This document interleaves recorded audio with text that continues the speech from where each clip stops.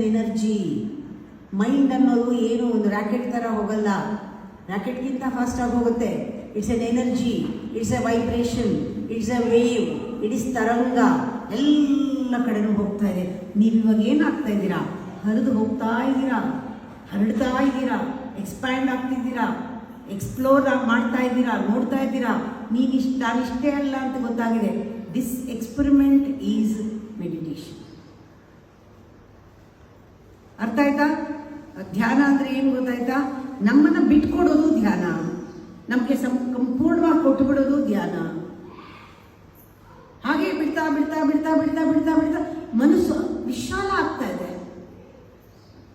ನಿಮ್ಗೆ ಅವಾಗ ಗೊತ್ತಾಗುತ್ತೆ ನಾನು ಇಷ್ಟೇ ಅಲ್ಲ. ನಾನು 10 ನಿಮಿಷ ಎಕ್ಸ್ಪೀರಿಯನ್ಸ್ ಮಾಡಿ ಆಚೆ ಬನ್ನಿ. You feel proud of yourself, you feel elevated, you feel oh I am not, ನಾನು ಇಷ್ಟೇ ಅಂದ್ಕೊಂಡಿದ್ದೆ, ಓ ಇಲ್ಲ, ನಾನು ಸಮಥಿಂಗ್ ಗ್ರೇಟ್. ದಟ್ ಕಂಪ್ಲೀಟ್ ಕಾನ್ಸೆಪ್ಟೇ ನಿಮ್ಮ ಬಗ್ಗೆ ಚೇಂಜ್ ಆಗೋಗುತ್ತೆ.